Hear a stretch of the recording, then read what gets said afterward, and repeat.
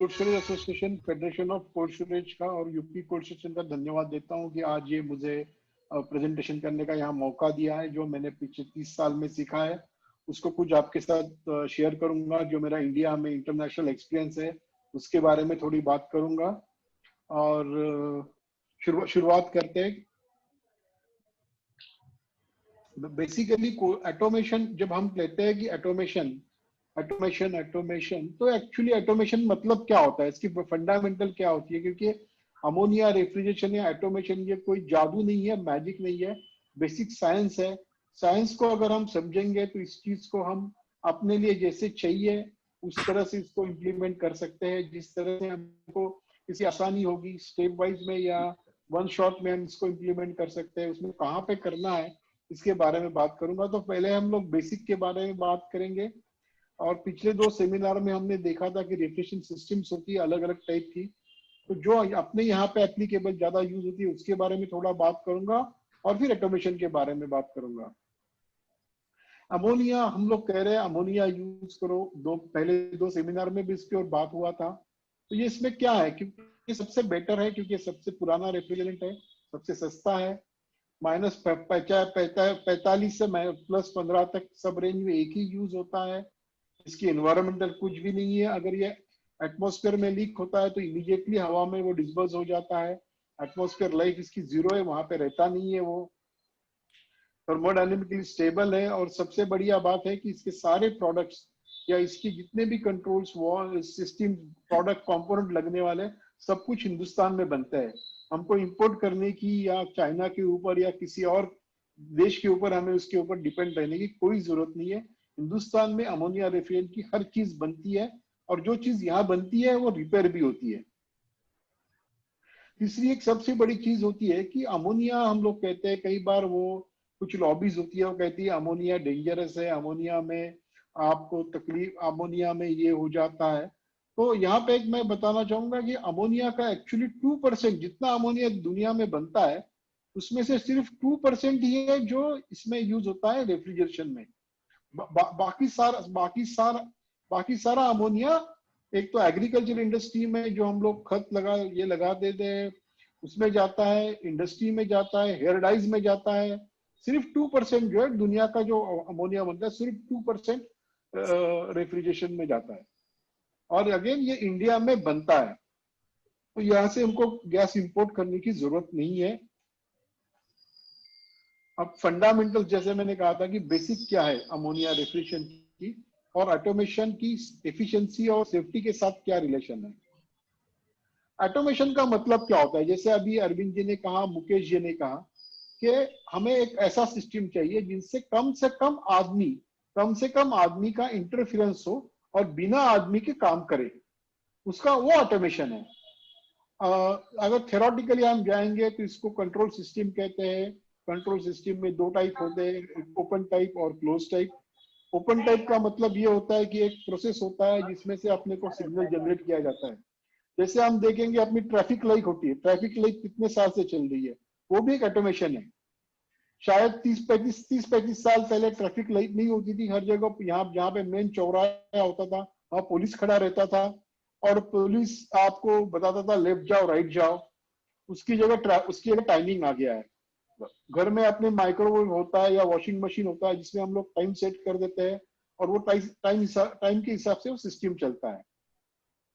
लेकिन हमारा जो इंडस्ट्री एप्लीकेशन है, जो पर्टिकुलरली हम रेफ्रिजरेशन प्लांट के बारे में बात कर रहे हैं, इसमें इस टाइप का सिस्टम हम चला नहीं सकते। क्योंकि हमको चाहिए कि फाइनली हमारा जो कोल्ड स्टोरेज है उसका सबसे इंपॉर्टेंट चीज क्या है, हमको रूम में टेम्परेचर चाहिए, टेम्परेचर मिलना चाहिए। जो प्रोडक्ट अंदर रखा है उसका टेम्परेचर मेंटेन होना चाहिए। इसका मतलब क्या होगा, हमारा जो प्लांट है उसमें हम टेम्परेचर सेंस करके उसका हम लोग लेके आए, हमें क्या टेम्परेचर चाहिए। इनपुट का मतलब है हमें क्या टेम्परेचर चाहिए, हमारा एक्चुअल टेम्परेचर क्या आ रहा है, उसका डिफरेंस जो है वो लेके अपना जो कंट्रोल वॉल है उसको कम ज्यादा करें। जो अपना समझो एक कंट्रोल फीडिंग वॉल है उसको हम कम करें ज्यादा करें।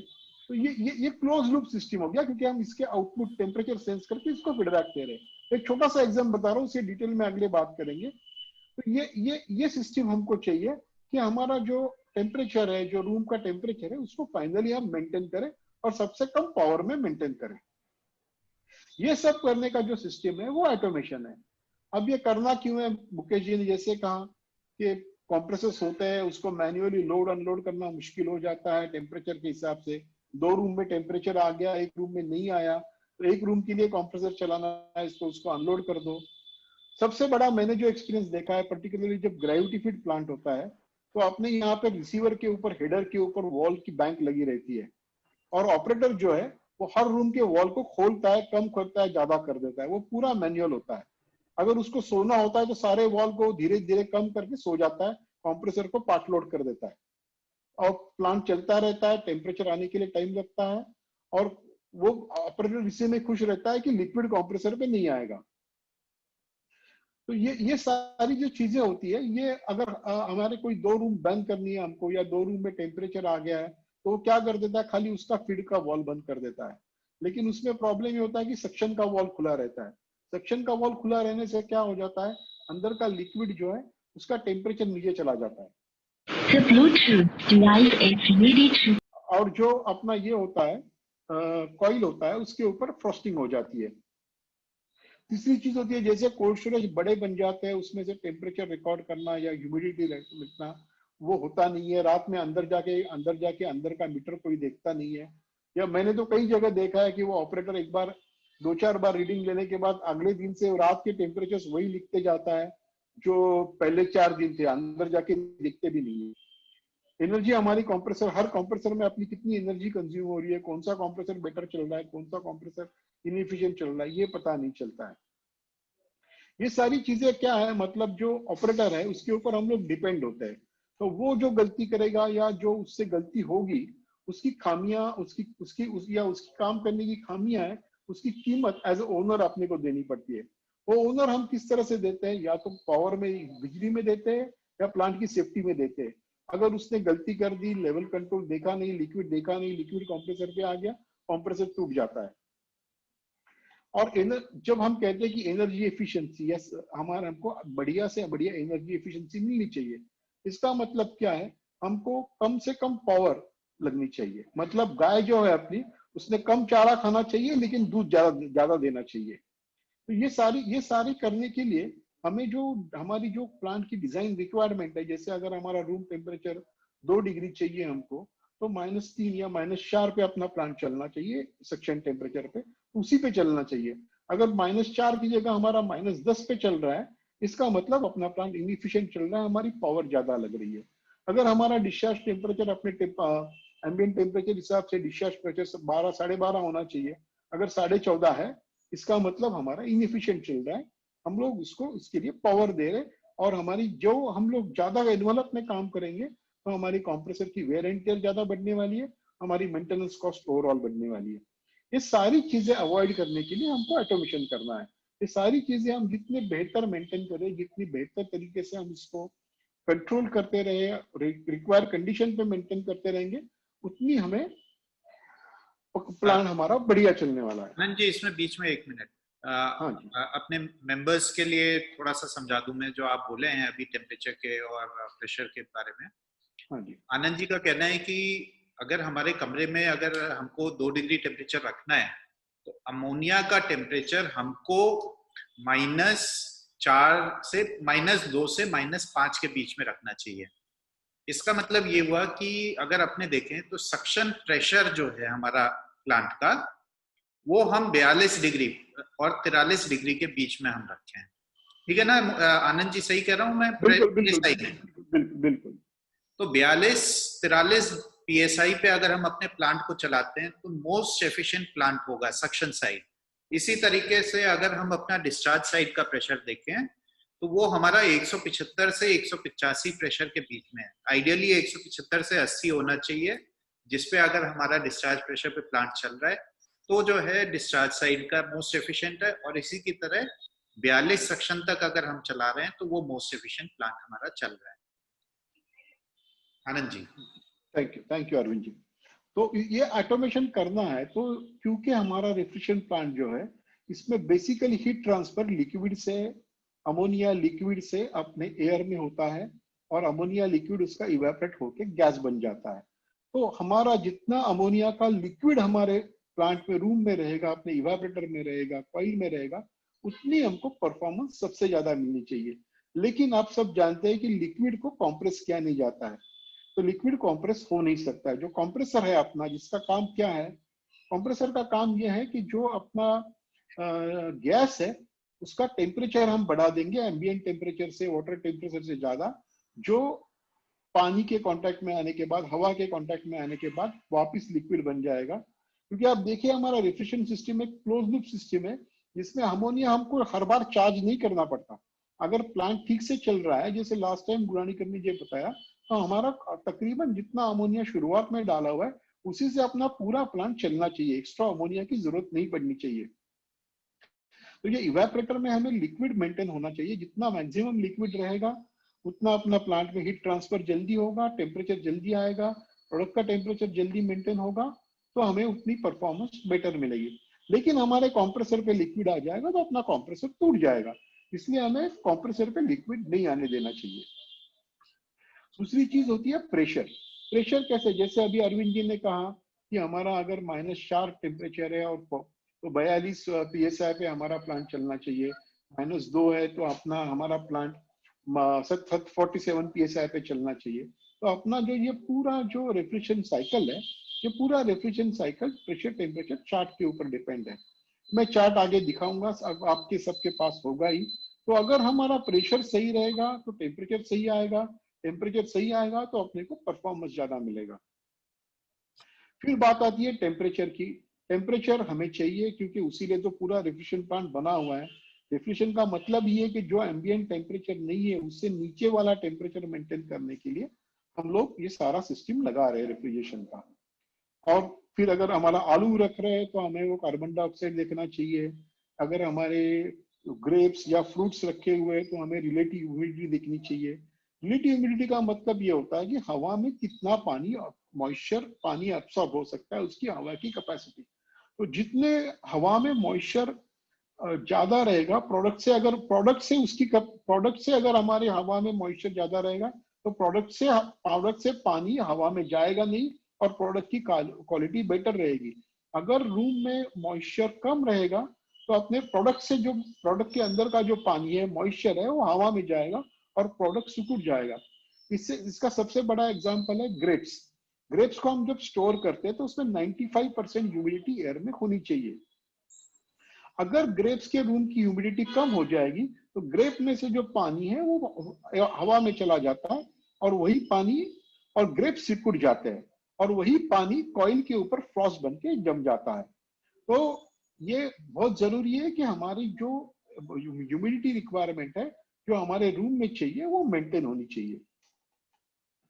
ये सारी चीजें जितनी हम लोग बेटर करेंगे, जितनी बढ़िया करेंगे, उतना हमें अपना प्लांट बढ़िया चलेगा। अब ये सारे कैसे किया जा सकता है कि हम लोग कहते हैं एनर्जी एफिशिएंसी के लिए। एनर्जी एफिशिएंसी 2 चीजों से हम लोग इसको अटेंड कर सकते हैं। या तो हम इसको, एक हमारा डिजाइन बढ़िया हो, हमारी बढ़िया तरीके से control system, electronic control system, monitoring system लगी हो, सही साइज के कंपोनेंट्स कंट्रोल्स लगे हो, सही साइज की पाइपिंग लगी हो, तो हमारी ये सिस्टम बढ़िया चलेगी। और दूसरा ये होता है कि जब भी कोई प्लांट डिजाइन होता है तो अपनी जो रिक्वायरमेंट है, जैसे अगर आलू है तो हमारे जब लोडिंग होता है तो हमको मैक्सिमम कैपेसिटी चाहिए, लेकिन टेम्परेचर आने के बाद हमें कैपेसिटी, रेफ्रिजरेशन कैपेसिटी की रिक्वायरमेंट कम होती है। तो अगर एक KC6 और एक 6 सिलेंडर और एक 4 सिलेंडर और 2 सिलेंडर का मशीन है तो हमें जब लोड की जरूरत नहीं है तो हम बड़ा कंप्रेसर बंद करके छोटा कंप्रेसर चला सकते हैं। ये सारी चीजें डिजाइन में एक आनी चाहिए। हमेशा ये कहा जाता है कि जब ऑटोमेशन सिस्टम बढ़िया हो, अगर अच्छी तरह से लगाया होगा तो कोई भी प्लांट बढ़िया चलेगा, एफिशिएंटली चलेगा। और ये कहा जाता है कि अगर डिजाइन अगर मार्जिनली हो तो कंट्रोल सिस्टम उसको बढ़िया कर सकता है, लेकिन कंट्रोल सिस्टम नहीं होगा तो अच्छा डिजाइन भी परफॉर्म नहीं करेगा। ये सारी थ्योरेटिकल बातें हो गई। तो थोड़ी अभी बात हम लोग करेंगे कि एक्चुअल प्रैक्टिकल में क्या होता है। हम ये चार्ट जो आपको दिखा रहा है वो अलग अलग इंडस्ट्री में जो टोटल एनर्जी कंजम्पशन होता है उसमें से रेफ्रिजरेशन में कितना जाता है। अब हम देखेंगे यहाँ पे तो कोल्ड स्टोरेज में 90% एनर्जी लगती है। वही अगर फ्रूट फ्रोजन प्लांट है उसमें 70% लगती है, आइसक्रीम प्लांट में 70% एनर्जी रेफ्रिजरेशन प्लांट में लगती है। तो ये जो हमारा हम जिस पर्टिकुलरली कोल्ड स्टोरेज की बात कर रहे हैं, आप देखिए 90% आपका जो टोटल इलेक्ट्रिसिटी का बिल है उसमें से 90% कोल्ड स्टोरेज का बिल हो रेफ्रिजरेशन प्लांट का है। इसमें आप अगर 10% सेव कर रहे हो तो ये नेट इफेक्ट आपके टोटल एनर्जी सेविंग के ऊपर जाने वाला है। आप सेफ्टी की बात करेंगे, सेफ्टी की जरूरत क्या है? अमोनिया के बारे में कई बार कुछ थोड़ी सी गलती चीजें बताई जाती है, कुछ सही भी होती है कि अमोनिया एक जरूर अमोनिया एक टॉक्सिक रेफ्रिजरेंट है, तो इसके लिए हमें सेफ्टी होनी चाहिए। लेकिन टॉक्सिसिटी का मतलब ये नहीं कि हमको डरना है। हम जैसे एलपीजी गैस हम घर में यूज करते हैं, कार में पेट्रोल डालते हैं, ये सब फ्लेमेबल है। अगर एम्बिएंट टेम्परेचर पे वो अगर कहीं पे वहां पे वो फायर के कांटेक्ट में आ जाएंगे तो तुरंत पकड़ लेते हैं। अमोनिया फायर हजार्डस नहीं है। हाँ, डेफिनेटली अगर इसको इनहेल कर दिया तो ह्यूमन बीइंग को लाइफ में प्रॉब्लम आ सकती है। तो इसके लिए अगर हम बढ़िया से, जैसे हम घर में सिलेंडर लगाते हैं, गाड़ी में पेट्रोल लगा देते हैं और उसकी हमारी सिस्टम डिजाइन बढ़िया हो जाती है, उसी तरह से हम लोग अगर बढ़िया से सिस्टम लगा देंगे, उसको टेक केयर करेंगे तो इसमें कोई प्रॉब्लम नहीं आता है। डिजाइन पार्ट में हम लोग नहीं जाएंगे क्योंकि हमारा मेन ऑब्जेक्ट वो नहीं है। उसमें अलग अलग पार्ट्स कौन से होते हैं, तो लेवल कंट्रोलर, जैसे मैंने कहा कि हमको लेवल कंट्रोल करना है तो उसमें लेवल कंट्रोलर, ट्रांसमीटर, स्विचेस आ गई, फीड लाइन में सोलोनाइड वॉल्स आ गए, सेफ्टी के लिए सेफ्टी वॉल्स आ गए, पर्जिंग सिस्टम आ गया, बाकी सारे फिर फिल्टर्स आ गए, रेगुलेटिंग वॉल्स आ गए, टेम्परेचर प्रेशर रेगुलेटिंग आ गए, ऑटोमेशन में पीएलसी आ गया, या फिर सेमी ऑटोमेटिक्स में हमारे पास इंडिविजुअल कंट्रोलर आते हैं, डेटा लॉगिंग सिस्टम आता है, अलग अलग टाइप के सेंसर्स होते हैं, अमोनिया सेंसर्स होते हैं। ये सारी चीजें हम लोग डिटेल में देखेंगे। सबसे पहले अगर आप अमोनिया खरीद रहे हो आपके प्लांट में, देखिए हमारा जो पूरा रेफ्रिजरेशन सिस्टम है वो बना हुआ है अनहाइड्रस अमोनिया सिस्टम के ऊपर। अनहाइड्रस अमोनिया का मतलब उसमें पानी बिल्कुल नहीं होना चाहिए, प्योर अमोनिया होना चाहिए। अब जब भी कोई भी अमोनिया खरीद रहे हो, मैं रिक्वेस्ट करूंगा उसका सर्टिफिकेट वो अमोनिया वाले से जरूर मांग ले, उसकी प्योरिटी सर्टिफिकेट मांग ले एज पर AR स्टैंडर्ड। और जो अभी BIS स्टैंडर्ड बन रहा है, BIS 14430, 99.95% प्योर अमोनिया होना चाहिए। अमोनिया, क्योंकि हमारा जो प्रेशर टेम्परेचर चार्ट है जिसके ऊपर हमारा पूरा रेफ्रिजरेशन सिस्टम चलता है, वो ये प्योर अमोनिया के ऊपर चल रहा है। तो ये आप जहां भी जब भी अमोनिया खरीदे उसमें से जरूर देखिए कि ये प्योर अमोनिया खरीद रहे हो। जो मैं कह रहा था, ये प्रेशर टेम्परेचर चार्ट है। जैसे हमारा एप्लीकेशन है -2 पे चल रहा है तो हमारा 2.6 बार प्रेशर होना चाहिए, 2.7 बार, या 38 PSI होना चाहिए। अगर -2 पे चल रहा है तो 42 PSI होना चाहिए। हमारा जो रूम, मतलब नॉर्मली मैं कहूंगा कि आप सिंपल देखिए, जो आपका रूम टेम्परेचर है उससे 5 या 6 डिग्री कम आपका सक्शन टेम्परेचर या उसका कोरस्पॉन्डिंग प्रेशर होना चाहिए। 6 से ज्यादा ऊपर नहीं होना चाहिए। अगर डिफरेंस ज्यादा होगा तो इसका मतलब ये होगा कि आपका जो रूम टेम्परेचर है उससे अगर आपका सक्शन प्रेशर बहुत कम है तो टेम्परेचर डिफरेंस ज्यादा होगा। और इसमें डायरेक्ट इंडिकेशन आपको आएगा कि आपके रूम में जो मॉइस्चर है, एयर में जो मॉइस्चर है, वो आपके कॉइल के ऊपर एक्यूमुलेट होगा, कॉइल के ऊपर फ्रॉस्टिंग फॉर्म होगा। इवन आपकी रूम पॉजिटिव टेम्परेचर की है फिर भी कॉइल के ऊपर फ्रॉस्टिंग फॉर्म होगा। और ये फ्रॉस्टिंग कहाँ से आएगा, पानी कहाँ से आएगा? जो प्रोडक्ट अंदर रखा है उसमें से आएगा। प्रोडक्ट के अंदर आएगा तो प्रोडक्ट सिकुड़ जाएगा, प्रोडक्ट की क्वालिटी खराब होगी। सेम केस होता है हमारा, अगर कंडेंसिंग हमने बढ़िया रखा है 36 डिग्री, 37 डिग्री के आसपास, मतलब 12-13 kg के आसपास होना चाहिए, या 170-180 PSI के रेंज में होना चाहिए। अगर इसमें हमारा ज्यादा है तो इसका मतलब है हम ज्यादा पावर कंज्यूम कर रहे हैं। देखिए कॉम्प्रेसर जो है रेफ्रिजरेशन का, उसका काम होता है कि सक्शन में जो गैस आएगा उसका टेम्परेचर वो बढ़ाता है। टेम्परेचर कितना बढ़ाता है? एम्बिएंट टेम्परेचर, जो पानी का टेम्परेचर है, उससे 10 से 12 डिग्री वो टेम्परेचर बढ़ा देता है, तभी वो कंडेंस हो जाता है, जो लिक्विड बन जाता है। अगर हमारा तो कंप्रेसर के लिए पावर को कौन सी लगती है? सक्शन, मतलब discharge pressure divided by suction pressure. ये जो रेशो है ये कंप्रेसर की पावर है। ये रेशो जितना कम रहेगा उतनी अपने को पावर कम लगने वाली है। जितना डिफरेंस ज्यादा रहेगा उतना कंप्रेसर को हम लोग ज्यादा काम पे लगाएंगे, तो हमको उतनी पावर ज्यादा लगेगी। जैसे गुलानीकर जी ने पहले 2 सेशन में बताया, फिर मैं ब्रीफली ले लूंगा। 3 टाइप के रेफ्रिजरेशन सिस्टम अभी भी पॉपुलर है अमोनिया रेफ्रिजरेशन में, डायरेक्ट एक्सपांशन, ग्रेविटी फीड और लिक्विड ओवरफीड। ये एक ड्राइंग है जिसमें ये तीनों टाइप के सिस्टम दिखे हुए हैं। बेसिक एक्सप्लेन में करता हूँ। कंप्रेसर है, कंप्रेसर के डिस्चार्ज जो जाएगा वो कंडेंसर में जाएगा, यहाँ से एयर और पानी की वजह से वो लिक्विड बन के हाई प्रेशर रिसीवर में आएगा, और फिर लिक्विड जो है अलग अलग जाएगा। डीएक्स सिस्टम का मतलब होता है डायरेक्ट एक्सपांशन सिस्टम। इसमें लिक्विड लाइन में एक थर्मोस्टेटिक एक्सपांशन वॉल्व रहेगा, सोलोनॉइड वॉल्व रहेगा, जो सक्शन का प्रेशर सेंस के वॉल्व को कम ज्यादा खोल देगा। दूसरा होता है ग्रेविटी फीड सिस्टम, जिसमें डायरेक्टली रिसीवर से लिक्विड सोलोनॉइड वॉल्व के थ्रू एक्यूमुलेटर में, जहां अपने यहाँ पे हम जिसको कई बार वो बॉटल कहते हैं, उसमें से बंकर कॉइल में जाएगा, तो एसीयू हो या बंकर कॉइल हो, और वहां से जो गैस है वो वापस कंप्रेसर में आएगा। अब तीसरा सिस्टम है पंप सिस्टम, जिसमें हम लोग एक प्रेशर वेसल लगा देते हैं, उसमें अमोनिया का पंप लगता है। इसमें क्या होता है, जो लिक्विड है उसको हम लोग एक्सपांड करके, एक्सपांडेड लिक्विड ही यहाँ पे स्टोर करते हैं। मतलब हमें अगर रूम में 2 डिग्री टेम्परेचर चाहिए और -5 पे चलनी है, तो -5 का लिक्विड यहाँ पे होगा। ये जो पंप होता है अमोनिया का, धीरे से थोड़ा सा प्रेशर बढ़ा देता है, तकरीबन 1 से 1.5 बार उसका प्रेशर बढ़ा के हर रूम में उसको लेकर जाता है। यहाँ पे एक फ्लो रेगुलेटिंग वॉल होता है, जो उस प्रेशर को जितना अपने को टेम्परेचर चाहिए उसके हिसाब से ड्रॉप करके वापिस इसका जो गैस है, वो इस गैस और लिक्विड दोनों वापिस आते हैं, जो इस पंप वेसल में आएंगे, और यहाँ से फिर सिर्फ गैस है जो कंप्रेसर में जाएगा। तो ये एक कॉमन सिस्टम है जो अलग अलग सिस्टम में, अलग अलग टाइप के सिस्टम में यूज हो सकता है। ये एक तीनों सिस्टम एक ही ड्राइंग में दिखा हुआ है। कंसेप्ट है कि क्या है, हम अलग अलग सिस्टम देखेंगे आगे। अगर डीएक्स सिस्टम ये सबसे पुराना सिस्टम है, आज भी फ्रियोन में इसको यूज किया जाता है।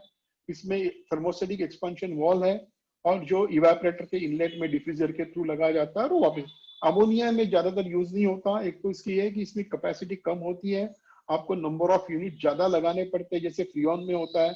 अमोनिया में आप 3 या 4 कंप्रेसर हो, तो फ्रियोन में वहीं पे 25-30 कंप्रेसर लग जाते हैं सेम कैपेसिटी के लिए। नंबर ऑफ कंप्रेसर बढ़ जाते हैं, नंबर ऑफ इवेपोरेटर कंडेंसर बढ़ जाते हैं, उतनी नंबर ऑफ बन जाते हैं। अमोनिया में कोई भी रेफ्रिजरेशन प्लांट में एक्सपांशन वॉल की कैपेसिटी लिमिटेड हो जाती है। लेकिन अब इसमें थोड़ी सी इंप्रूवमेंट आ गई, टेक्नोलॉजी इंप्रूव होता गया। थर्मोस्टेटिक एक्सपांशन वॉल की जगह इलेक्ट्रॉनिक एक्सपांशन वॉल आ गया। इलेक्ट्रॉनिक एक्सपांशन वॉल क्या करता है, रूम के टेम्परेचर को फीड करके जो आपका जो सप्लाई का है, रिटर्न है, दोनों वॉल को कंट्रोल कर देता है। ये एक पूरा डीएक्स सिस्टम का ड्राइंग है। आप देखेंगे यहाँ पे फीड लाइन में इलेक्ट्रॉनिक एक्सपांशन वॉल लगा हुआ है जो इसको कंट्रोल कर देता है। और सेम बाकी आप देखेंगे तो बाकी का सिस्टम वही रहता है, जो कंप्रेसर है, कंडेंसर है, रिसीवर है, सारा सिस्टम वही रहता है। लेकिन यहाँ पे सिर्फ एक्सपांशन वॉल के थ्रू लिक्विड है। इसमें डिसएडवांटेज क्या होते हैं, इवेपोरेटर पूरा फ्लडेड नहीं होता है, उसमें टेम्परेचर इसलिए थोड़ा फ्लैश गैसेस ज्यादा होते हैं, तो टेम्परेचर आने के लिए टाइम ज्यादा लगता है, और नंबर ऑफ यूनिट्स बहुत ज्यादा हो जाते हैं। तो ये इसकी लिमिटेशंस है। ये देखिए, ये अलग अलग लगे हुए हैं। ये एक पूरा प्लांट है। इसमें आपको सबसे इंपॉर्टेंट ये सक्शन ट्रैप या सक्शन एक्यूमुलेटर लगाना जरूरी होता है, कि अगर यहाँ से कहीं से लिक्विड आ जाएगा तो लिक्विड यहाँ पे एक्यूमुलेट होगा, इसको इवेपोरेट करके या तो एचपीआर में लेके जाओ, या अपने इंडिया में एम्बिएंट टेम्परेचर में इसको इंसुलेट मत करो, तो ये अपने आप ही इवेपोरेट होके सक्शन पे ड्राई सक्शन जाएगा। कंप्रेसर के ऊपर लिक्विड नहीं जाना चाहिए। उसमें डिवाइसेस होते हैं, जैसे सबसे पुराना ये थर्मोस्टेटिक एक्सपांशन वॉल है, जिसका ये बल्ब के हिसाब से ऑपरेट होता है। आज के जमाने में इलेक्ट्रॉनिक एक्सपांशन वॉल आ गए, इसमें pulse modulation, motorise control wall वगैरह आ गए। लेकिन आज भी इसकी कीमत बहुत ज्यादा है, तो एक महंगा साबित हो जाता है। नेक्स्ट सिस्टम है gravity feed system. Gravity feed system का मतलब क्या होता है, liquid travels from high pressure to low pressure, high pressure से लो प्रेशर लिक्विड चला जाता है। ये इसमें जो अपना हाई प्रेशर रिसीवर में लिक्विड भरा हुआ है, हाई प्रेशर लिक्विड से हर इंडिविजुअल रूम में इवेपोरेटर में चला जाता है। वहां फ्लोट वॉल रहता है, फ्लोट जो होता है वो लिक्विड लेवल इवापोरेटर में कंट्रोल कर देता है, सोलेनोइड वॉल्व को ऑन ऑफ कर देता है, और हैंड एक्सपेंशन में एक्सपांशन होकर लिक्विड अंदर चला जाता है। और जो गैस है वो गैस खाली यहाँ से निकल के इंडिपेंडेंटली कंप्रेसर के ऊपर आता है। अब ये देखिए यहाँ पे भी एक सक्शन ट्रैप लगा हुआ है। दो चीजें इसमें देखिए, लिक्विड का स्लोप देखिए, ये कंप्रेसर के थ्रू सक्शन ट्रैप है, और जो इवापोरेटर है उसकी तरफ से भी सक्शन ट्रैप में आ रहा है। तो इसका मतलब क्या हो गया कि जो भी लिक्विड है नीचे गिर जाएगा, खाली गैस के ऊपर जाएगा। ये ड्राइंग से थोड़ा हर कोई ध्यान में रखे कि ये बहुत जरूरी होता है जब हम इसकी बात करने वाले पूरा प्लांट ऑटोमेशन की, या जैसे कि हमको बटन दबाने से प्लांट चलना चाहिए, मशीन चालू बंद ऑटोमेटिक होना चाहिए। तो ये सक्शन ट्रैप बहुत जरूरी चीज है। हमारे कई प्लांट अभी पुराने हैं जो पंप सिस्टम में कन्वर्ट नहीं हुए हैं, वो यही ग्रेविटी फीड सिस्टम पे चल रहे हैं। तो ये ग्रेविटी फीड सिस्टम को ऑटोमेशन हम कर सकते हैं या कर सकते हैं? हाँ, 100% कर सकते हैं। पूरे ग्रेविटी फीड सिस्टम को पूरा ऑटोमेटिक करके इसको चला सकते हैं। ये कंट्रोल सिस्टम का स्कीम है, अलग अलग तरीके से चलाने के लिए क्या क्या हमें पास होता है, क्या होना चाहिए, पूरा एक ही सिस्टम में दिखाता है। अगर रिसीवर है तो उसके ऊपर ड्यूअल सेफ्टी वॉल्व होना चाहिए, लेवल गेज होना चाहिए, हमारे पास कंप्रेसर का ऑटोमेशन कंट्रोल सिस्टम होना चाहिए, अमोनिया डिटेक्शन सिस्टम होना चाहिए, इवेपोरेटर में level control feeding solenoid valve control system होना चाहिए। अगर हमारे पास अलग टेम्परेचर, अगर हमारे रूम में दो अलग टेम्परेचर मेंटेन करने हैं, जैसे अगर हमको पेप्सी के लिए आलू रखना है, CIPC चेम्बर बनाना है, तो हमें वो हायर टेम्परेचर पे चलाना पड़ता है, तो उसके लिए बैक प्रेशर वॉल्व लगाना चाहिए। ऑटोमेटिक पर्जिंग सिस्टम होना चाहिए जो एयर को हमेशा ऑटोमेटिकली निकाल देता है, मैन्युअली निकालने की या उसको महीने में एक बार खोलने की जरूरत नहीं पड़ती। ये एक टिपिकल स्कीम है, उसमें ऑटोमेशन हम क्या कर सकते हैं। तो हम जब ग्रेविटी फीड सिस्टम की बात करते हैं या अमोनिया कंट्रोल सिस्टम की बात करते हैं, तो सबसे बड़ी इंपॉर्टेंट चीज है लेवल कंट्रोल। लेवल कंट्रोल और सोलेनोइड, जैसे हमारे घर में पानी के टंकी में हम फ्लोट बॉल लगा लेते हैं, पानी की लेवल कम हो जाएगी तो बॉल नीचे चला जाता है और अंदर पानी आ जाता है। टैंक में पानी भरने के बाद में हमारा जो बॉल है ऊपर धीरे धीरे ऊपर चला जाता है और वो पानी को फिर बंद कर देता है। सिमिलर टाइप का सिस्टम है, इसमें आप ये float, electronic float control use कर सकते हो, मैकेनिकल फ्लोट स्विच यूज कर सकते हो, लेवल ट्रांसमीटर यूज कर सकते हो। उसमें फीड लाइन में सोलेनोइड होता है, सोलेनोइड के साथ में फिल्टर होता है। ये एक सबसे इंपॉर्टेंट चीज है, हर प्लांट में लेवल कंट्रोल सिस्टम होना चाहिए, इवेपोरेटर में लेवल कंट्रोल होना ही चाहिए। और जब ये इवेपोरेटर में लेवल कंट्रोल होगा, जितना इवेपोरेटर में जितना मैक्सिमम लिक्विड भरा रहेगा उतना टेम्परेचर जल्दी आएगा, जितना टेम्परेचर जल्दी आएगा उतना प्रोडक्ट क्वालिटी बेटर रहेगी। हमारे प्लांट की कस्टमर को जो आप सर्विस प्रोवाइड कर रहे हो वो ऑटोमेटिकली बेटर रहेगी कि उसका प्रोडक्ट आप बेटर तरीके से स्टोर कर रहे हो, और आपकी बिजली की रिक्वायरमेंट कम होगी क्योंकि आपका कंप्रेसर के रनिंग आवर्स कम होंगे। टेम्परेचर आने के बाद में आप उसको चलाने की जरूरत नहीं पड़ेगी। अब जब भी हम particularly gravity feed system use करते हैं जैसे ये है, उसमें हैंड एक्सपांशन वॉल एक बहुत जरूरी चीज है। हैंड एक्सपांशन वॉल में दो टाइप आते हैं, जो लोग कहते हैं कि बड़ा पोर्ट और छोटा पोर्ट। हमारी हैंड एक्सपांशन वॉल की मतलब उसकी बेसिक रिक्वायरमेंट क्या है, इसकी बेसिक फंक्शन क्या है। जो हाई प्रेशर का लिक्विड रिसीवर से आ रहा है 12-13 kg का, वो हमें जो टेम्परेचर चाहिए, जैसे हमने देखा कि हमको चाहिए, हमारा जैसे रिसीवर का 180 PSI प्रेशर से लिक्विड आ रहा है और हमें रूम -2 में मेंटेन करना है, तो हमें 42 PSI टेम्परेचर चाहिए। इसका मतलब अमोनिया जो हमारे इवेपोरेटर में जा रहा है उसका प्रेशर 42 PSI होना चाहिए। तो इसको 42 PSI कैसे बनेगा, जब हाई प्रेशर का लिक्विड आएगा तो ये जो लो प्रेशर में इसमें जाएगा, ये एक्सपांशन होगा। एक्सपांशन का मतलब ये जो छोटा पोर्ट है, और ये देखिए कोन, देखिए ये बड़ा कोन है, ये नॉर्मल एक्सपांशन वाल 14 टन घूमता है और 14 टन घूमने से ये पोर्ट साइज एडजस्ट होता है। तो परफेक्ट जब प्रेशर ड्रॉप यहाँ पे होगा तभी आपको टेम्परेचर मिलेगा। यहाँ पे कोई बड़ा पोर्ट, अगर ये बड़ा पोर्ट का यहाँ पे कुछ आप वॉल लगाओगे जिसका कोन सही नहीं है, तो ग्रेविटी फीड सिस्टम में आपको टेम्परेचर नहीं मिलेगा। कई बार मैंने देखा है कि हैंड एक्सपेंशन वॉल की जगह स्टॉप वॉल लगाया जाता है, वो बिल्कुल गलत है। स्टॉप वॉल का वो फंक्शन नहीं है, स्टॉप वॉल का ये फंक्शन नहीं है। स्टॉप वॉल का फंक्शन है आपको वॉल को या तो फ्लो बंद या चालू करना। एक्सपांशन करने के लिए आपको एक्सपांशन वॉल ही लगाना चाहिए। एक बात पर लास्ट सेमिनार में बहुत डिस्कशन हुआ था, ऑयल चार्जिंग और अमोनिया चार्जिंग, जो हर साल में ज्यादा अमोनिया लगता है। तो मेरे ख्याल से जो मैंने देखा है वो सबसे ज्यादा उसका इम्पैक्ट होता है अमोनिया प्लांट में साल भर लीक होता रहता है, वो वॉल के ग्लैंड से और वॉल के फ्लैंजेस से लीक होता है। तो ये पुराने कास्ट, मतलब मैं रिकमेंड करूंगा आपको जब भी मौका मिले, जहां पे जब भी आप रिप्लेस कर रहे हो, सारे फ्लैंज टाइप स्टॉप वॉल निकाल दीजिए, उसको वेल्डेबल वॉल लगा दीजिए, प्रिफरेबली सॉकेट वेल्ड वॉल लगाइए। इसका मतलब क्या होगा, इस तरह से साइड में वेल्ड नहीं होगा, वो पाइप अंदर आके यहाँ पे आपका वेल्ड हो जाएगा। पाइप सॉकेट वेल्ड होगा, कचरा अंदर नहीं जाएगा, वॉल की लाइफ बढ़िया रहेगी। कभी भी अच्छे डिजाइन किए हुए वॉल को इसको रिप्लेस करने की जरूरत नहीं पड़ती। इसको आपको सर्विस फिर, और इसमें क्या होना चाहिए, जो स्टॉप वॉल आप खरीद रहे हो उसमें वॉल में एक बैक सीटिंग करके अरेंजमेंट आता है। बैक सीटिंग का मतलब हम जब भी इस वॉल को पूरा घुमा देते हैं तो ये जो सीट है ये यहाँ आके बंद हो जाती है। तो अगर हमारे ग्लैंड में कहीं लीक हो रहा है, हम इसको ग्लैंड को टाइट कर सकते हैं, खोल को इसको सर्विस कर सकते हैं अगर वॉल में बैक सीटिंग का। इसका मतलब क्या है, हमारा अमोनिया का फ्लो यहाँ चालू है, प्लांट बंद नहीं कर रहे, खाली वॉल को हम पूरा खोल के इसको सर्विस कर रहे हैं। ये बैक सीटिंग होना चाहिए। अभी बहुत सारे वॉल आ रहे हैं, इसमें स्टेनलेस स्टील की सारी इंटरनल्स आ रही है।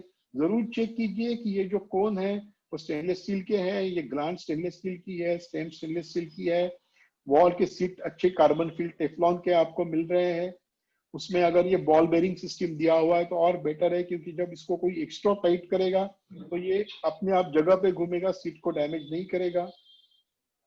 सॉकेट वेल्ड वॉल अगर है बढ़िया है। दूसरा मैं कहूंगा एप्लीकेशन के हिसाब से देखिए, अगर आपके पास अगर जो वॉल आपको ऑपरेट करना है उसी पे हैंडवल लीजिए, जिस वॉल को ऑपरेट नहीं करना है उसको कैप टाइप वॉल लीजिए।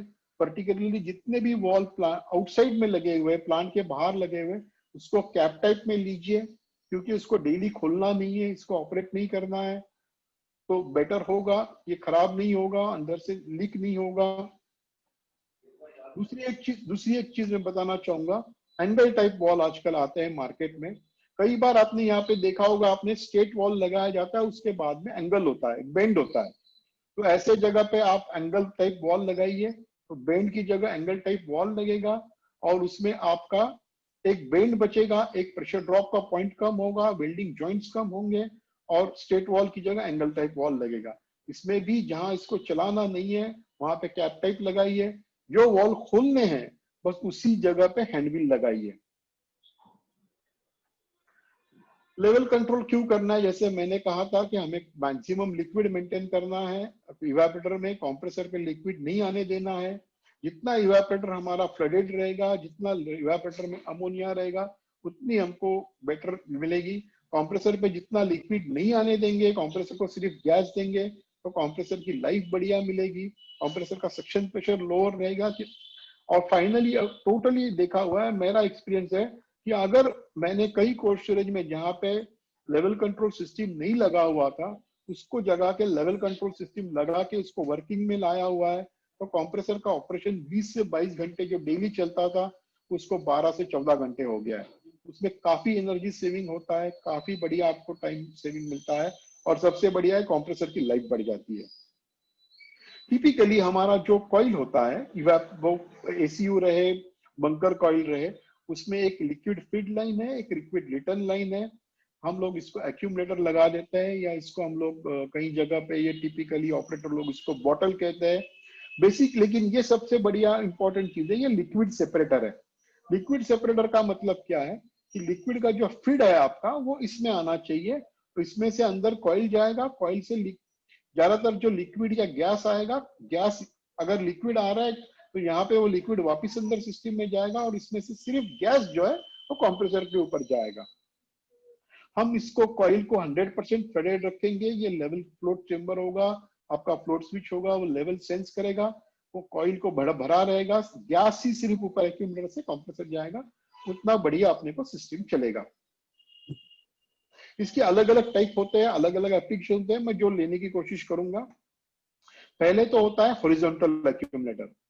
हॉरिजॉन्टल एक्यूमुलेटर में क्या होता है, ये एक्यूमुलेटर जो है हॉरिजॉन्टल लगा हुआ है, ये कॉइल के ऊपर है, आप देखिए कॉइल के ऊपर लगा हुआ है, तो हमें इस एक्यूमुलेटर में एक मिनिमम लेवल मेंटेन करनी है। इसका मतलब ये होगा कि हमारी कॉइल हमेशा फ्लडेड रहेगी, हमारे कॉइल में हमेशा लिक्विड रहेगा, सिर्फ यहाँ से जो रिटर्न आएगा लिक्विड होगा, गिर जाएगा। जो गैस है वो खाली ऊपर कंप्रेसर के ऊपर चला जाएगा। ये फ्लोट है आपका, ये इसका फीडिंग सोलेनॉइड वॉल है, यहाँ पे आपका एक्सपांशन वॉल है, जो एक्सपांशन वॉल आप उसको सेट करेंगे। अब ये एक्यूमुलेटर की जरूरत क्या होती है, कई बार लोगों को समझ में नहीं आता है कि इसकी जरूरत क्या है। मैंने देखा है कि लोग लिक्विड इंजेक्शन यहाँ पे नीचे कर देते हैं, ये गलत है। बेसिकली इसका एक फंक्शन, जैसे मैंने कहा, गैस और लिक्विड को सेपरेट करना है। अगर आप इसको छोटा कराओगे, इसको लगाओगे नहीं, यहाँ लिक्विड फीड दोगे, तो होगा क्या, जो गैस और लिक्विड का सेपरेशन है वो कॉइल में होगा, यहाँ पे गैस भरा रहेगा। गैस या कॉइल, गैस अगर हमारे कॉइल में भरता है, इसका मतलब क्या है, उतना इफेक्टिव एरिया हम लोग वेस्ट कर रहे हैं। हमें ये पूरे कॉइल में लिक्विड चाहिए, कॉइल में जितना लिक्विड भरा रहेगा उतना अपना टेम्परेचर जल्दी आने वाला है। अब ये एक्यूमुलेटर ऊपर क्यों होना चाहिए, देखिए हमारा बेसिक कंसेप्ट, जैसे मैंने कहा था कि ये हमें -2 पे चलाना है, एग्जांपल दे रहा हूं, तो हम एक्सपांशन वॉल को सेट करते हैं -2 के हिसाब से 42 psi के लिए। तो यहाँ का जो प्रेशर है वो 42 psi है।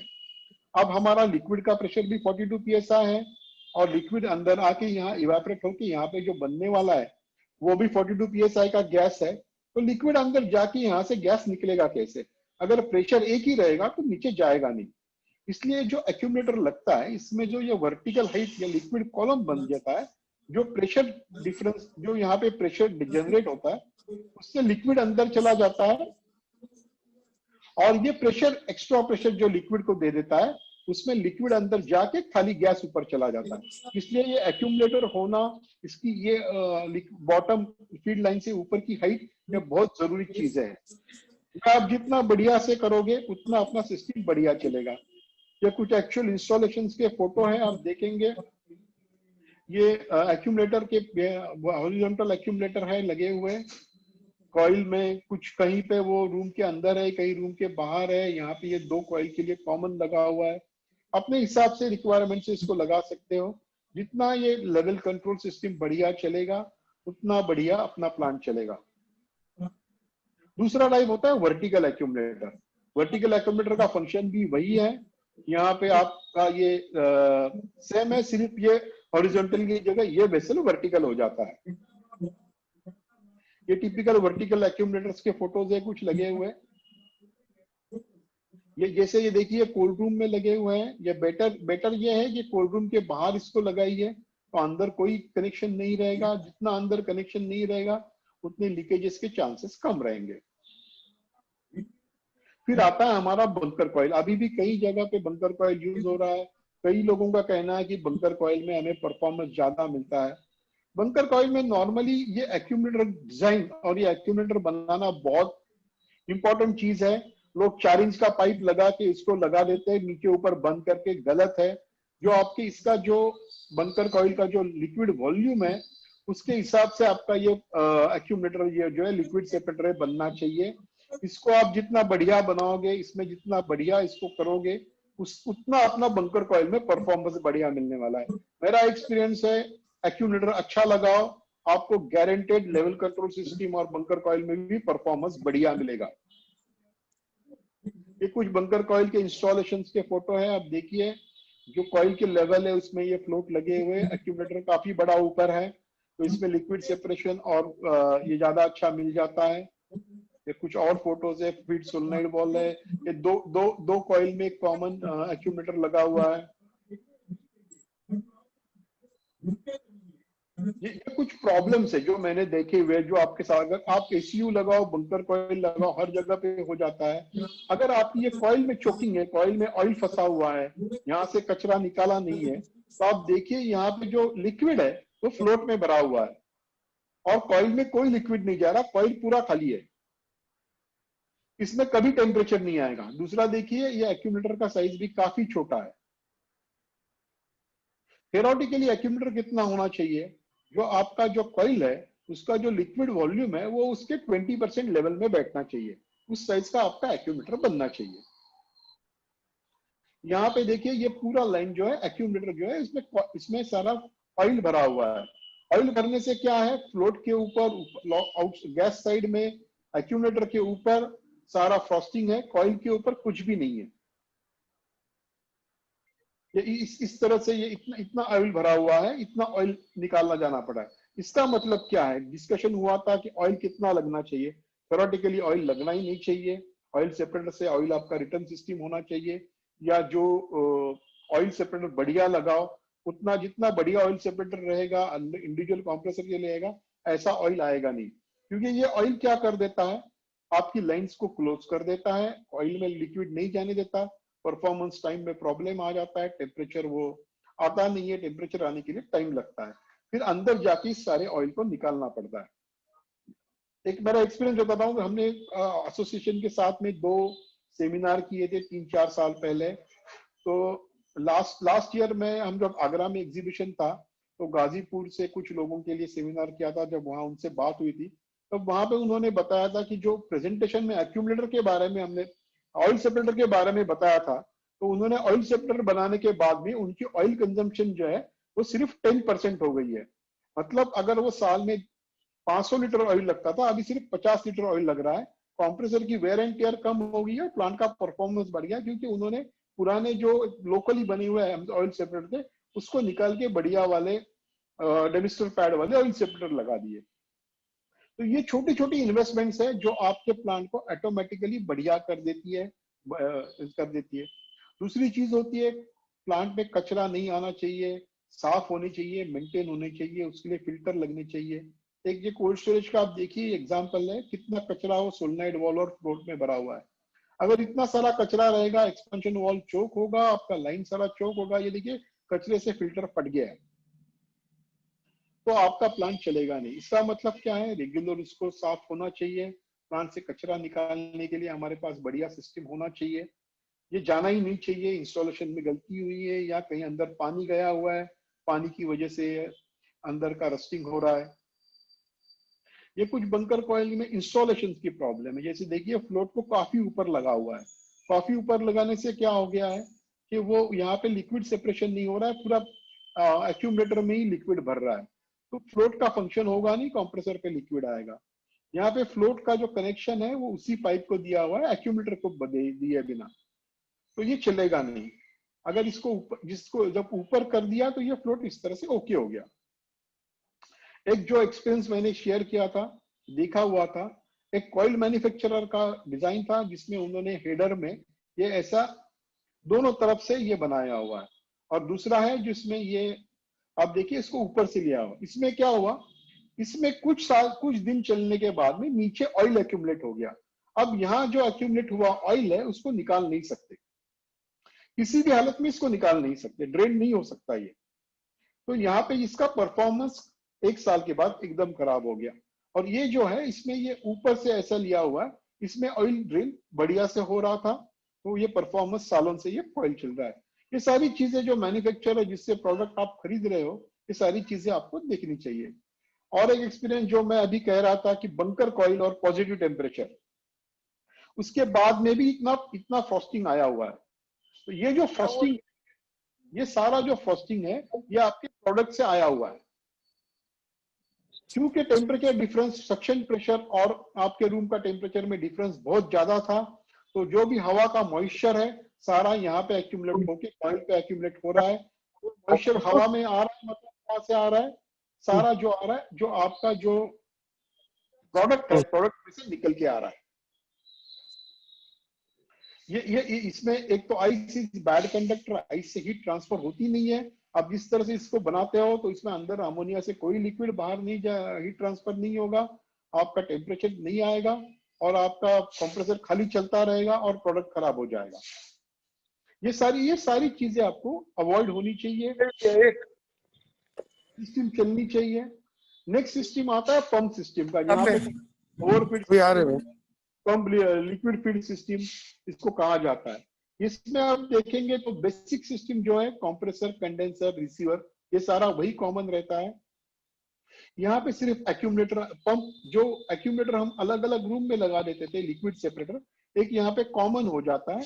और जो लिक्विड फीड है सोलेनॉइड वॉल वो यहाँ लग जाता है और यहाँ से एक्सपांशन होके सारा लिक्विड यहाँ अंदर आ जाता है।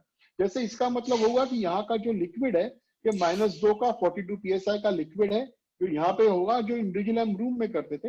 अब फिर जो अपना ये पंप है अमोनिया का, ये इसका प्रेशर बढ़ाएगा और ये प्रेशर बढ़ा के इसको ये लेके जाएगा आपके रूम में। ये नॉर्मली 42 psi से इसको 65 psi 55 to 65 psi बढ़ाया जाता है। उतना ही बढ़ाना चाहिए जितना यहाँ का जो आपका इवेपोरेटर है या लाइन साइज में जो प्रेशर ड्रॉप होता है उतना ही ये बढ़ता है। जो आप ये लिक्विड सोलेनॉइड वॉल में आएगा, रेगुलेटिंग वॉल होगा, फ्लो रेगुलेटिंग वॉल, जो इस प्रेशर को वापस 42 psi पे ड्रॉप करेगा और आपका जो सक्शन है वो 42 psi का लिक्विड होगा। इसमें अलग अलग एप्लीकेशन दिखाए हुए हैं। हॉट गैस डिफ्रॉस्टिंग है लो टेम्परेचर के लिए, पर्जिंग सिस्टम है, ये सारे इंडिविजुअल कंपोनेंट्स हम देखेंगे आगे चल के। राजेश जी, राजेश जी आप कुछ कह रहे हैं क्या? ठीक है, Anand ji please go ahead. ये overheat system and we work on the automation part. Yes sir. ये ऑटोमेशन में जो कंट्रोल ऑटोमेशन जैसे मैंने दिखाया था, जो फाइनल कंट्रोल एलिमेंट है, जो एक्चुअल फील्ड डिवाइसेस है, ये सोलेनॉइड वॉल है। अब जैसे मैंने कहा था कि आपको ये आपका लेवल कंट्रोलर है, तो ये आपका सेंसर हो गया जो लेवल सेंस कर रहा है, ये कंट्रोलर है जो डिफरेंशियल सिग्नल जनरेट कर रहा है और आपके सोलेनॉइड वॉल को ऑपरेट कर रहा है, जो फाइनल कंट्रोल है। लेवल आने के बाद में ये सोलेनॉइड ऑपरेट करेगा। तो ये बहुत इंपॉर्टेंट सिस्टम है, पूरा सिस्टम लगना चाहिए आपके यहाँ पे। तो ये इसका अगर हम एलपी वेसल में लेवल ठीक से मेंटेन करेंगे तो अपने पंप को प्रॉब्लम नहीं आएगा, पंप बढ़िया चलेगा, लिक्विड जाएगा रूम में, उतना बढ़िया परफॉर्मेंस मिलेगा। ये देखिए एक बढ़िया सा बनाया हुआ पंप वेसल सिस्टम है, इसमें फ्लोट्स लगे हुए हैं, फीडिंग सोलेनॉइड वॉल है, अमोनिया पंप्स है। पंप में आपके और नॉर्मली पंप के इनलेट में फिल्टर होना चाहिए, आउटलेट में नॉन रिटर्न वॉल होना चाहिए, क्योंकि एक अपना वर्किंग और एक नॉन वर्किंग होता है। तो अगर एक पंप चल रहा है दूसरा नहीं चल रहा है तो उसका प्रेशर इसके ऊपर नहीं आना चाहिए। इसमें प्रॉब्लम क्या आप देखिए, इसमें इस वेस्ट प्लांट को चलाया गया था विदाउट इंसुलेशन, तो इसका मतलब अंदर अमोनिया लिक्विड है और ये हवा को ठंडा कर रहा है प्लांट रूम के। लॉस ऑफ एनर्जी ऐसा मत कीजिए, बढ़िया सा इंसुलेशन इसको करके चलाइए। इसमें एक प्रॉब्लम है कि इसको सोलेनॉइड को नीचे लगाया था, एक्सपेंशन वॉल को ऊपर लगाया था, तो ये जो लिक्विड कॉलम बना हुआ है इससे सोलेनॉइड को बैक प्रेशर आ रहा था। अब दोनों को एक साथ में लगाना पड़ चाहिए, सोलेनॉइड भी ऊपर ही लगना चाहिए। बंकर कॉइल में अगर बंकर कॉइल सिस्टम है तो हमारा कंट्रोल सिस्टम ऑटोमेशन सिस्टम क्या होना चाहिए, हमारे पास एक सोलेनॉइड वॉल फीडिंग का होना चाहिए, एक फ्लो रेगुलेटिंग वॉल होना चाहिए और आइसोलेशन वॉल होनी चाहिए इसको सर्विस करने के लिए। ये एक्चुअल प्लांट में लगा हुआ है। इससे क्या होता है कि हमारे हर कॉइल में जो लिक्विड जाना है इसको आप इंडिविजुअली सेट करते हैं, एडजस्ट कर देते हैं और हमारा कांस्टेंट फीडिंग कॉइल में जाता है। जितना फीडिंग बढ़िया जाएगा उतना कॉइल का परफॉर्मेंस बढ़िया मिलेगा।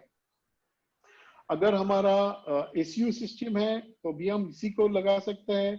अगर हमको सीआईपीसी सिस्टम लगाना है तो यहाँ पे बैक प्रेशर लगा सकते हैं। मैं रेकमेंड करूंगा पर्टिकुलरली आप एसीयू लगा रहे हो तो इसको रूम के बाहर लगाइए, अंदर कुछ मत लगाइए। जितना अंदर कुछ नहीं रहेगा उतने लीकेजेस या उसके परफॉर्मेंस के प्रॉब्लम्स कम रहेंगे। आनंद जी अपना 5:30 से ऊपर हो गए हैं, फिर मेंबर्स के क्वेश्चन आंसर्स भी लेने हैं तो थोड़ा। हाँ सर। तो ये टिपिकल है जो इंस्टॉलेशन के एक्चुअल फोटोज है। लो टेम्परेचर अगर है तो उसमें हॉट गैस डिफ्रॉस्टिंग हम लोग कर सकते हैं। हॉट गैस डिफ्रॉस्टिंग के लिए ग्रेविटी फीड में या ओवरफीड सिस्टम में दोनों में हो सकता है। सेफ्टी वॉल बहुत जरूरी है। सेफ्टी वॉल जो आपके सिस्टम है उसमें हर चीज में होने चाहिए। ड्यूअल सेफ्टी वॉल होना चाहिए जो एज पर BIS स्टैंडर्ड 14430 अभी कंपलसरी है। इसका मतलब होता है कि एक सेफ्टी वॉल कनेक्टेड रहता है और एक बाईपास रहता है। अगर एक सेफ्टी वॉल ऑपरेट हो गया, पॉपअप हो गया, तो स्टेम को आप यहाँ लाके दूसरे वाले को सर्किट में ले सकते हो और इसको सर्विस के लिए कैलिब्रेशन के लिए निकाल सकते हो।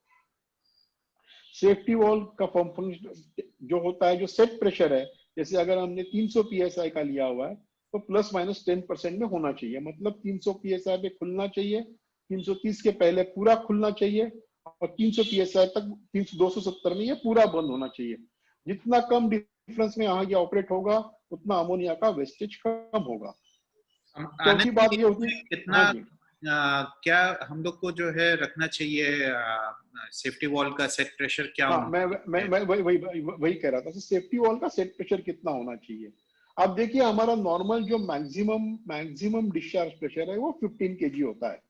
पीएसआई में बात करेंगे अपने, क्योंकि काफी लोग पीएसआई अगर हम देखेंगे 220, 200, 225, 230 पीएसआई मैक्सिमम प्रेशर होता है। उससे ज्यादा प्रेशर अपने प्लांट में जाना नहीं चाहिए, होना नहीं चाहिए। फिर जो हमारा डिजाइन प्रेशर हम जो कहते हैं वो थ्योरेटिकली 225 पीएसआई अगर हमारा है तो 225 पीएसआई के 1.5 टाइम्स, मतलब तकरीबन 340 पीएसआई हमारा डिजाइन प्रेशर होता है। तो हमारा सेफ्टी वॉल जो है डिजाइन प्रेशर के नीचे होना चाहिए। 340 पीएसआई अगर हमारा डिजाइन प्रेशर है तो 270 या 280 में अपना सेफ्टी वॉल होना चाहिए, क्योंकि डिजाइन प्रेशर को पहुंचने से पहले सेफ्टी वॉल को पूरा खोलना चाहिए। 202 अगर हमारा नॉर्मल वर्किंग प्रेशर 220 पीएसआई है तो 250 260 पीएसआई का अपना 270 पीएसआई का अपना सेफ्टी वॉल होना चाहिए। ओके। सेफ्टी वॉल में 2-3 चीजें, सेफ्टी वॉल के नीचे कोई भी सेफ्टी वॉल के नीचे स्टॉप वॉल मत लगाइए। इसको ये रिसीवर पे इस तरह से मत लगाइए, ये स्टॉप वॉल्स ऐसे मत लगाइए, क्योंकि इसको बंद किया जाता है, इसको खोलते नहीं है। और कई जगह जो एक्सीडेंट्स हुए हैं उसमें एक बड़ी वजह है कि सेफ्टी वॉल के नीचे स्टॉप वॉल लगाया हुआ था, इसको बंद रखा था और सेफ्टी वॉल ऑपरेट ही नहीं हुआ। जब आप ये ड्यूअल मैनिफोल्ड लगा रहे हैं तो इसके नीचे स्टॉप वॉल लगाने की जरूरत नहीं है। दूसरा, 2 अलग अलग रिसीवर के लिए एक सेफ्टी वॉल मत लगाइए। सेफ्टी वॉल हमेशा वेसल के ऊपर डायरेक्टली लगना चाहिए, दोनों में कॉमन नहीं होना चाहिए। एक मैंने यहाँ पे ड्राइंग आपको दिखाया है, फोटो लगाए हुए, देखिए सेफ्टी वॉल पे जो आउटलेट है इसको कॉमन पाइप लेके छत के बाहर लेके गए हैं। इसका मतलब क्या है, जो आपकी जो प्लांट की हाईएस्ट लेवल है उसके ऊपर 20 फुट इसको लेके जाइए, और जो भी आपके पाइप के कनेक्शंस है, सारे सेफ्टी वॉल के कनेक्शंस एक कॉमन हेडर पे लेके इसको इतना ऊपर लेके जाइए, उसको हवा में छोड़ दीजिए। तो एक बार अमोनिया हवा में चला जाएगा, नियर बाय विंडो से ऊपर जाना चाहिए। मतलब अब अगर प्लांट के बाजू में कोई प्लांट दूसरी फैक्ट्री है या उसकी किसी रेसिडेंशियल है तो उसके ऊपर 20 फुट इसको लेके जाके इसको आप हवा में रिलीज कर दीजिए, फिर कोई तकलीफ नहीं होगी। प्लांट में इसको खुला मत रखिए। इसको जैसे कई बार मैंने देखा है रिसीवर के ऊपर सेफ्टी वॉल लगा रहता है और इसका आउटलेट कहीं पे कनेक्टेड नहीं होता है। ये देखिए यहाँ पे खुला हुआ है, ये सही नहीं है, क्योंकि अगर यह सेफ्टी वॉल पॉपअप हो गया तो प्लांट अपने मशीन रूम में ही अमोनिया आएगा।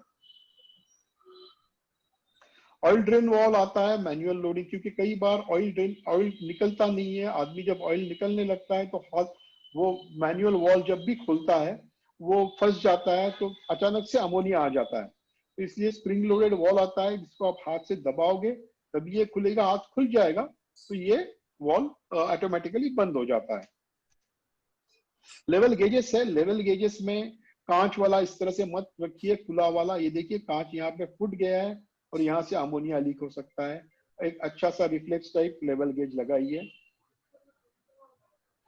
एयर प्रेशर की धीरे से बात करूंगा क्योंकि एयर प्रेशर बहुत जरूरी चीज है।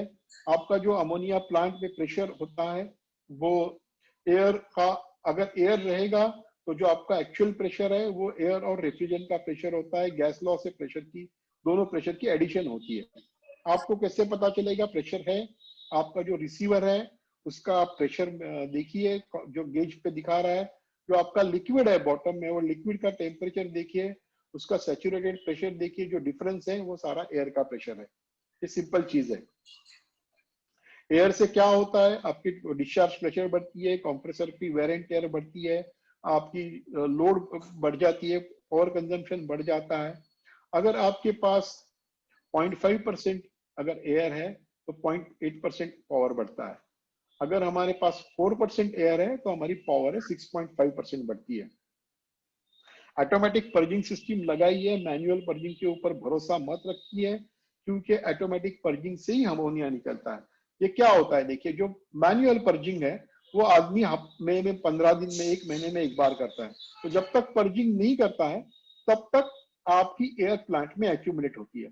उसने पर्जिंग कर दी, हवा निकल गई, फिर धीरे धीरे धीरे वापस बढ़ जाती है, फिर वो मैन्युअली करता रहता है। ऑटोमेटिक पर्जिंग सिस्टम आपकी एयर जो है कंटिन्यूसली निकालता रहता है। तो ये ऑटोमेटिक पर्जिंग सिस्टम बहुत जरूरी है। कई कोल्ड स्टोरेजेस में मैंने इसके अच्छे रिजल्ट देखे हैं, ये जरूर लगाना चाहिए आपको। टिपिकल कोल्ड स्टोरेज अगर -10 पे चल रहा है, 5,000 मीट्रिक टन का है, तो इसमें आप देखेंगे एक साल में 5 लाख रुपया की नेट सेविंग है, अगर 6 रुपया से आपकी पावर आ रही है। अगर यही मेरा फ्रीजिंग प्लांट है तो उसकी तकरीबन 6,84,000 रुपीज की नेट सेविंग है। तो ये स्ट्रेट वे पैसा बचाना है। ऑटोमेशन का मतलब एक एक इंडिविजुअल चीज करनी है, एक एक इंडिविजुअल चीज को मेंटेन करना है। जितना हम लगाएंगे, बढ़िया करेंगे, उतना हमको सेविंग मिलेगा। ये देखिए प्लांट में 16 केजी था, पर्जिंग करने के बाद 12 केजी आ गया, तो ये नेट सेविंग उतना हो गया। हर टाइप के कंडेंसर से एयर निकाली जाती है, रिसीवर से एयर निकाली जाती है। आप देखेंगे यहाँ पे, आप ये पीएचई कंडेंसर के लिए यहाँ पे लगा हुआ है, इवापोरेटिव कंडेंसर में यहाँ पे पर्जिंग पॉइंट लगा हुआ है। अपना नेचुरल ड्राफ्ट या जो एटमॉस्फेरिक कंडेंसर है उसमें यहाँ पे ये पर्जिंग पॉइंट लगा हुआ है। तो ये पर्जिंग पॉइंट जितना सही लगाएंगे उतना पर्जर का परफॉर्मेंस मिलेगा। सिस्टम ड्राइंग्स है पर्जर लगाने की। ये मैंने सारा वो प्रेजेंटेशन अरविंद जी आपके पास दिया हुआ है, तो आप सबके साथ बाद में शेयर भी कर सकते ये हो। प्रेजेंटेशन जो है ये ऑलरेडी हमने चैट बॉक्स में देखेंगे तो अपलोड किया हुआ है, आप डाउनलोड कर सकते हैं। जितने भी मेंबर्स हैं वो सब डाउनलोड कर सकते हैं इंडिविजुअली। दूसरी चीज होती है अमोनिया में पानी। जैसे मैंने कहा हमारा प्योर अमोनिया होना चाहिए 99.95%, लेकिन हमारे पास प्योर अमोनिया आता नहीं है, अलग अलग तरीके से पानी आ जाता है। और अमोनिया और पानी दोनों बढ़िया से, एक दोनों की एफिनिटी बहुत अच्छी है, दोनों जल्दी मिक्स हो जाते हैं और अनहाइड्रस अमोनिया से हाइड्रस अमोनिया बन जाता है।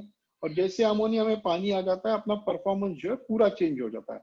टिपिकल देखिए, हमारा अगर 2 kg सक्शन प्रेशर है, उसमें हमारे पास पानी नहीं है, 0% डाइल्यूशन है, तो हमारा टेम्परेचर -9 आना चाहिए। लेकिन अगर 10% पानी है तो हमारा टेम्परेचर -7 आएगा। 30% पानी अमोनिया में तो 2 आएगा। इसका मतलब क्या है कि मुझे अगर -9 चाहिए तो मुझे 30% डाइल्यूशन में मुझे उतना सक्शन प्रेशर कम करना पड़ेगा, -2.3 से यहाँ जाने के लिए। जितना मेरा सक्शन प्रेशर कम करना पड़ेगा उतनी मेरी कंप्रेसर की एफिशिएंसी कैपेसिटी कम होगी और मेरा जो ये है पावर कंजम्पशन बढ़ेगा, या मुझे एक एक्स्ट्रा कंप्रेसर चलाना पड़ेगा। पानी आता कहाँ से? अलग अलग तरीके से आता है। एक तो अमोनिया में बनता है, और जो हमारा कई बार प्लांट को साफ करते हैं इंस्टॉलेशन के टाइम में, वो प्रेशर को हाइड्रोलिक टेस्ट करते हैं, वहां से निकालते नहीं है पानी। ये सारी चीज अलग अलग तरीके। जब एयर अंदर आता है तो एयर में जो मॉइस्चर है वो अंदर बन जाता है, एयर प्रेशर तो फंक्शन करेगा, लेकिन अपना जो पानी है वही रहेगा। इसमें क्या होता है, सबसे बड़ा होता है ऑयल खराब हो जाता है। ऑयल खराब होने से कंप्रेसर के बेरिंग्स खराब हो जाते हैं, कंप्रेसर के फिल्टर्स खराब हो जाते हैं, कंप्रेसर की वेयर एंड टेयर खराब हो जाती है। सक्शन प्रेशर कम करता है, लाइन में स्लजेस फॉर्म हो जाती है, लाइन में कचरा बन जाता है। तो पंप्स में प्रेशर, अपनी जो लिक्विड लाइन से उसमें प्रेशर, सक्शन लाइन में प्रेशर ड्रॉप होते हैं, एफिशिएंसी कम हो जाती है। ये देखिए टिपिकल कंप्रेसर्स डैमेज हुए हैं जो पानी की वजह से है। ये अलग अलग मैन्युफैक्चर से लिए हुए फोटो है, इसमें आप देखिए बेरिंग्स डैमेज हो गए पानी की वजह से, स्क्रू डैमेज हो गया है, ये पिस्टन डैमेज हो गया है, ऑयल में देखिए पानी है, फिल्टर सारे क्लॉक हो गए। ये पानी होता है, ये हमें पता नहीं चलता है हमारे प्लांट में पानी है, लेकिन ये हो जाता है। बेरिंग हमारे जो है खराब हो जाते हैं, बेरिंग की लाइफ कम हो जाती है पानी से। पानी होता कहाँ है? लो साइड में पानी होता है। एयर होता है वो हाई साइड में होता है कंडेंसर में, तो पानी होता है लो साइड में होता है, पंप सिस्टम में होता है, और ग्रेविटी फीड सिस्टम में, इवापोरेटर्स में होता है।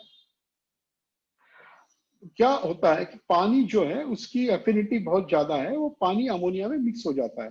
जब अमोनिया इवेपोरेट होगा तो पानी, हवा, अमोनिया तो गैस बन जाता है उसी प्रेशर के ऊपर, लेकिन पानी का प्रेशर कम होने से पानी वैसे ही रहता है। जैसे 2 डिग्री सेंटीग्रेड पे अमोनिया का प्रेशर 3.6 है और ये 0.007 है। पानी को हम लोग क्या हमको हमारे प्लांट में पानी है नहीं है जरूर पता चल सकता है। आप एक अमोनिया सैंपलर लीजिए, सैंपलर को कनेक्ट कीजिए आपके लो साइड में, उसमें से यहाँ से सैंपलर में 100 ml का मेजर क्वांटिटी लिक्विड लीजिए, इसको प्लांट में कोल्ड एयर में रख दीजिए, रूम प्लांट टेम्परेचर में, सन को एक्सपोज मत कीजिए। धीरे धीरे इसमें से जो अमोनिया है वो इवापोरेट हो जाएगा, नीचे जो रह जाएगा वो सारा पानी होगा। अमोनिया ऑटोमेटिकली हम निकाल सकते हैं, इसको अमोनिया प्यूरिफायर, अमोनिया डिहाइड्रेटर कहते हैं, या कंटिन्यूसली अमोनिया से पानी से अमोनिया निकाल सकता है। पानी से क्या होता है, देखिए अगर 2 स्टेज सिस्टम है हमारा, -40 का बूस्टर कंप्रेसर है, तो अगर हमारे पास पानी है प्लांट में तो -40 की जगह ये -42 में चलेगा, तो हमें जो है 2,80,000 रुपया का कॉस्ट आएगा 1 साल में। अगर 2 स्टेज कंप्रेसर है हमारा और ये -40 की जगह -42 चलेगा तो हमको 3,60,000 रुपया पानी से जाएगा। देखिए सक्शन प्रेशर -40 से -42 चलने लगा, क्योंकि हमें वो -40 मिल नहीं रहा था, तो हमें सक्शन लोअर करना पड़ा वो -35 रूम टेम्परेचर लाने के लिए। अब इलेक्ट्रॉनिक्स इंस्ट्रूमेंटेशन आता है, जो सबसे बड़ी चीज है, जो ऑटोमेशन का मेजर काम करती है। लेकिन जो भी मैंने अभी प्रोडक्ट आपको जिस चीजों के बारे में बताया, उसको हम कहते हैं फाइनल कंट्रोल एलिमेंट, मतलब जो एक्चुअल प्लांट में लगे हुए चीज है, तो सोलेनॉइड वाल्व हो, प्रेशर रेगुलेटिंग वाल्व हो, जब तक ये चीजें काम नहीं करेंगी, ये से सही नहीं होंगे, तब तक आपका इलेक्ट्रॉनिक ऑटोमेशन काम नहीं करेगा। इलेक्ट्रॉनिक ऑटोमेशन में सेफ्टी के लिए अमोनिया डिटेक्शन सिस्टम होना चाहिए। यहाँ पे भी आपने कंप्रेसर्स लगे हुए हैं, प्रेशर वेसल्स लगे हुए हैं, या वॉल स्टेशन लगे हुए हैं, उसके ऊपर अपने सेंसर्स लगने चाहिए, और अपने को प्लांट रूम में जहाँ ऑपरेटर बैठा हुआ है वहां पे अलार्म आना चाहिए, इंडिकेशन आना चाहिए। ये आप देखिए अलग अलग प्लांट में सेंसर्स लगे हुए हैं ऊपर। Anand ji, now we will have to stop. We have already overshot by 30 minutes. Okay, sir, we'll stop. It's already 5:50. We can stop, no problem. Or if you give me 5 minutes, I'll finish it up. Please take 5 minutes. So, ये सारे system से जब automation आता है, room के temperature, compressor के pressures, अगर humidity है तो हमको देखनी है। जैसे सर ने कहा था कि हमें सस्ते वाला चाहिए, कम पैसा चाहिए, हम अलग अलग अपने बजट के हिसाब से ऑटोमेशन कर सकते हैं। रूम में टेम्परेचर इंडिकेशन ले सकते हैं, मोबाइल इंडिकेशन डेटॉल अगर लगा के मोबाइल पे इंडिकेशन ले सकते हैं, मोबाइल से अपने प्लांट को ऑपरेट कर सकते हैं, या हम लोग एक ये सिस्टम है जो आपको पूरा है, या हम लोग थोड़ा एडवांस करना है तो हम लोग एक हर रूम का एक कंट्रोल सिस्टम लगा के इसको लैन केबल से एक सेंट्रल सिस्टम में लगा के कंप्यूटर में इसको सारा देख सकते हैं, अपने मोबाइल को कनेक्ट कर सकते हैं। ये हमें कितना ऑटोमेशन, हम इसको कहते हैं fully automation, semi automation, partial automation, सारी चीजें पॉसिबल है। जो कंप्रेसर का अगर ऑटोमेशन है तो खाली कंप्रेसर का ऑटोमेशन हम कर सकते हैं, डिपेंड इंडिविजुअल कंप्रेसर को हम लोग ऑटोमेटिक चालू बंद करेंगे, खाली आपको ऑपरेटर को डिसाइड करना पड़ेगा कौन से कंप्रेसर को ऑन करना है, ऑफ करना है, वो बटन दबाएगा, वो कंप्रेसर चालू होगा, वो चलेगा, अगर उसका प्रेशर आ गया तो ऑटोमेटिकली बंद हो जाएगा। ये आप इसको हम लोग कहते हैं कि electronics plus electromechanical automation system. इसमें इंडिविजुअल कंप्रेसर के लिए, इंडिविजुअल रूम के लिए कंट्रोल सिस्टम होते हैं, और ये इसको ऑटोमेटिकली कंट्रोल करता है, इंडिविजुअली कंट्रोल करता है। ये भी फुल्ली ऑटोमेटेड सिस्टम है, इसको आपका प्लांट पूरा ऑटोमेटिक हो सकता है। जैसे मैं स्पेसिफिकली ये पैनल के बारे में बताना चाहूंगा, ये मैंने कतार में लगवाया था, इसमें 4 पिस्टन कंप्रेसर्स थे, और ये प्लांट, ये इंडिविजुअल कंप्रेसर कंट्रोल सिस्टम है, इसको इंडिविजुअली सेटिंग किया हुआ है। एक एक कंप्रेसर सिर्फ आपको सिलेक्ट करना है कौन से कंप्रेसर चालू करने हैं, इससे पूरा प्लांट ऑटोमेटिकली चलता है। हम आगे जा सकते हैं बढ़िया से, इसको पूरा कंप्यूटर पे ले सकते हैं, इसके हम लोग फिर परफॉर्मेंस मॉनिटर कर सकते हैं, उसको ग्राफिकली देख सकते हैं, पूरा प्लांट ऑटोमेटिक पीएलसी लगा के कर सकते हैं। पूरे प्लांट का जो फंक्शनिंग है वो हम एक जगह पे देख सकते हैं। अब इसमें देखिए अलग अलग रूम के टेम्परेचर्स है, यहाँ पे हमको दिखाई दे रहे हैं कौन से सोलेनॉइड वाल्व ऑन है, हॉट गैस डिफ्रॉस्टिंग है, हो रहा है नहीं हो रहा है, ये यहाँ पे हम लोग देख सकते हैं।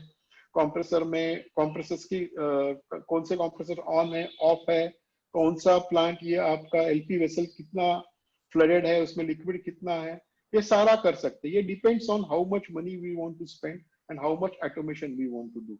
So everything is we can do and everything is possible to do. ये इंस्ट्रक्शन है, क्योंकि ये अभी प्रेजेंटेशन आपके पास अवेलेबल है, आप इसको डाउनलोड करके जरूर देखिए। केबल्स को एक चीज है, इसको ऐसे मत कीजिए, जंक्शन बॉक्स लगा के लीजिए। केबल को कनेक्ट करते समय हमेशा उसको लग्स लगाइए, खुली केबल्स मत यूज कीजिए, खुले इंस्ट्रूमेंट्स मत रखिए। कोई भी सेंसर हो उसको उसके सेंसर की जो केबल है उसके ऊपर हैंग मत कीजिए। आप सबसे एक ही लास्ट पॉइंट है सर, कैलिब्रेशन। आपके पास जो भी इंस्ट्रूमेंट्स लगे हुए हैं, गेजेस लगे हुए हैं, स्विचेस लगे हुए हैं, सबको हर साल आपको कैलिब्रेट करना चाहिए। आप ये देखिए, ये प्रेशर गेज है जो एक्चुअल आपको प्रेशर दिखा रहा है, जो कहीं पे भी कनेक्टेड नहीं है। अगर ऐसा प्रेशर गेज आपके प्लांट में रहेगा तो आपको पता नहीं चलेगा कि आपका सिस्टम चल रहा है नहीं चल रहा है। तो इसको हर 6 महीने में, कुछ इंस्ट्रूमेंट्स को 1 साल में, कुछ 6 महीने में जरूर कैलिब्रेट करवाइए, चेक करवाइए, इसको वर्किंग में लेके आइए। इसको, ये सारी चीजें हैं जो आपको बताती है आपके प्लांट की मॉनिटरिंग क्या, हेल्थ क्या है। इस हिसाब से आपके ये बनेंगे। Thank you sir.